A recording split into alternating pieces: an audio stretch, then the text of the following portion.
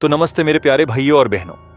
जैसा कि ये हमारा पहला वीडियो है, आज हम आपके लिए लाए हैं 2020 की एक थ्रिल से भरी हुई मूवी वेलकम होम का हिंदी में विस्तृत एक्सप्लेनेशन। यह फिल्म एक सच्ची घटना पर आधारित है जो नागपुर, महाराष्ट्र में हुई थी। यह एक मनोवैज्ञानिक थ्रिलर है जो पितृसत्ता, घरेलू हिंसा और महिलाओं के संघर्ष को दर्शाती है। तो चलिए बिना देरी किए कहानी को शुरू करते हैं।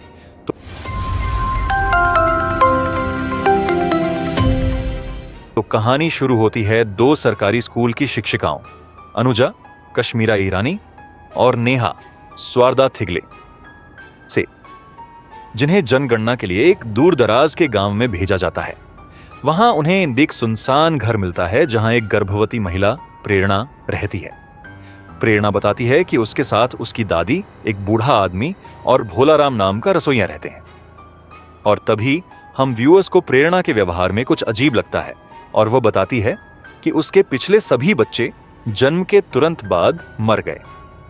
यह सुनकर अनुजा और नेहा को शक होता है कि कुछ गलत हो रहा है। तभी देखते ही देखते बारिश होने लगता है और बारिश के कारण अनुजा और नेहा प्रेरणा के घर में रात बिताने का निर्णय लेती हैं। रात में वे देखते हैं कि बूढ़ा आदमी एक झोपड़ी की ओर जा रहा है। जब वे वहां जाते हैं तो उन्हें एक खून से लथपथ आदमी जंजीरों में बंधा हुआ मिलता है।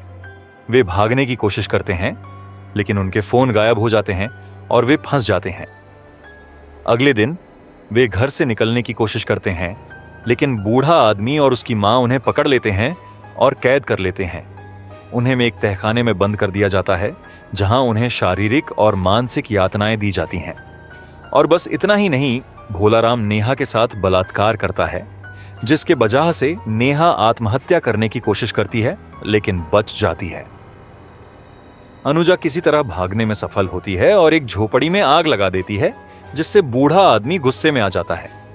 भोलाराम अनुजा को मारने की कोशिश करता है लेकिन अनुजा उसे चाकू मारकर घायल कर देती है और उसे जंगल में छोड़ देती है। और दूसरी तरफ नेहा भी प्रेरणा की मदद से भागने में सफल होती है। प्रेरणा बताती है कि बूढ़ा आदमी उसका पिता है जिसने उसे वर्षों से यौन शोषण का शिकार बनाया है। उसकी मां, जो अब बीमार है, इस सब में शामिल थी और चुप रही। अनुजा और नेहा दोनों घायल होने के बावजूद वापस लौटते हैं और बूढ़े आदमी को मार डालते हैं। नेहा उसकी मां को भी मार देती है। फिल्म के अंत में यह खुलासा होता है कि प्रेरणा ने पिछले 20 वर्षों में 8 बच्चों को जन्म दिया था, जिनमें से 7 को उसके पिता ने मार डाला और एक मृत जन्मा था। भोलाराम और बूढ़े आदमी ने 13 से अधिक लोगों की हत्या की थी और कई महिलाओं का यौन शोषण किया था। ये मूवी एक गहन और परेशान करने वाली फिल्म है जो पितृसत्ता, घरेलू हिंसा और महिलाओं के संघर्ष को उजागर करती है। यह दिखाती है कि कैसे समाज में महिलाओं को दबाया जाता है और उनके खिलाफ अपराधों को नजरअंदाज किया जाता है। फिल्म यह भी दिखाती है कि कैसे महिलाएं जब एकजुट होती हैं तो अत्याचार के खिलाफ खड़ी हो सकती हैं और न्याय प्राप्त कर सकती हैं। इसलिए ये मूवी एक कठिन लेकिन महत्वपूर्ण फिल्म है जो समाज के काले पहलुओं को उजागर करती है। यह फिल्म उन लोगों के लिए है जो सच्चाई का सामना करने और समाज में बदलाव लाने के लिए तैयार हैं।